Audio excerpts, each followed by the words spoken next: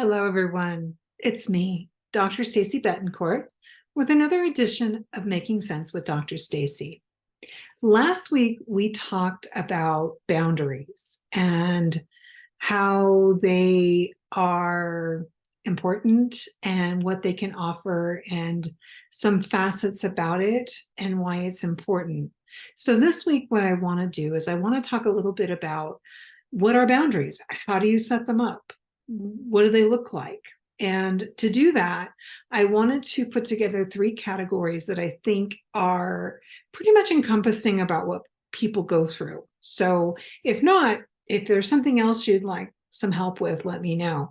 But in this case, what we're looking at is work boundaries, person-to-person boundaries, interactions, and downtime. So let's jump right in and take a look. So work boundaries. A suggestion I have, if you are a yes person, and we talked about that last week, what a yes person looks like. But if you are a yes person, this is an opportunity for you to reevaluate how you take on different projects. For example, volunteering for the project. If you're going to do that, it's important to get the facts first. You need to have an understanding. For example, who's going to be on the team? Is this a team project? Who's going to be on the team? Are they like-minded? Do you enjoy working with them? Is it a project where you're going to be expected to be by yourself? And can you, if you're an extrovert, is that something that you can handle? And there's so many other things. What is the deadline? What is the timeline? What is the expectation? These are questions that you really need to ask. And it's not that you're meaning to be demanding in all of this. It's making sure that this project, if you volunteer for it, is going to fit who you are so that you are able to provide your best self. Now, certainly there are circumstances where you don't get a choice. Your boss says, this is what you're doing. So how do you handle that?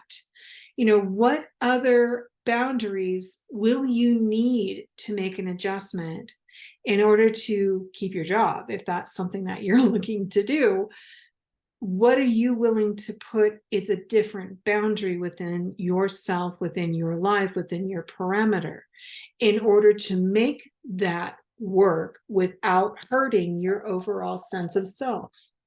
And that can absolutely happen. Sorry for that, just a little bit of a snafu. A viewer last week mentioned the idea of privacy being a boundary. And they're absolutely right. And I thank that viewer for that, because it's very pertinent to understand how privacy can be a boundary. And the idea is, I've spoken a little bit about this before, but sometimes the best thing you can do for yourself to protect yourself is by setting up that boundary of privacy. There are some things that it's nobody's business. And as such, you have a right to your privacy. So absolutely, that's a very good boundary. So thank you to that viewer. I appreciate you. The final one is downtime. And it's yours. It doesn't really matter what you do or how you do it. It could be a passion. It could be a hobby. It could be your studies. For me, it's running, it's working out, it's writing, it's doing these, actually. Whatever it is that brings you joy or brings you deep relaxation, it's important to protect. And even though that sounds silly, you may have to schedule that time for yourself, especially if you're someone who's very, very busy. And as I made the connection to the movie last week, I've got to make it again. Don't cancel those plans with yourself. Because even though that may sound unrealistic to some people and even to yourself, the reality is if you don't give yourself downtime, over time, if you make that your habit of not allocating yourself downtime, well, here's what's going to happen. You're going to compromise your energy. Your creativity will evaporate. Your stress levels are going to increase. And that is a cause. What causes that is then the release of hormones in your system called cortisol, which handles your flight or fight. It can, in a great influx, can make you sick. So understand that taking your downtime is not being selfish. It's being healthy.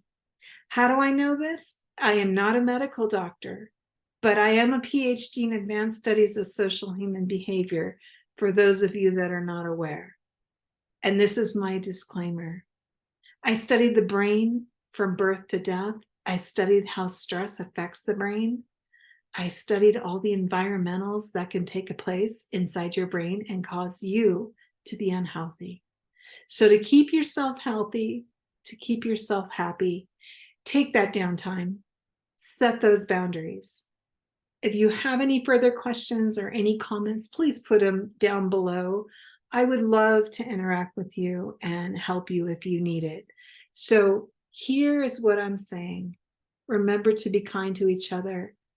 Be kind to yourself. Give yourself the gift of downtime, especially right now with everything going on, especially if your life is a busy one.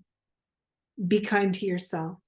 Remember that you don't know what other people are going through, so have some grace, not just for them, but yourself too. And remember, I'm here to help. If you have any questions, you can reach out to me through so many ways. But for now, I'll leave you with the importance of taking your downtime, the importance of setting up boundaries.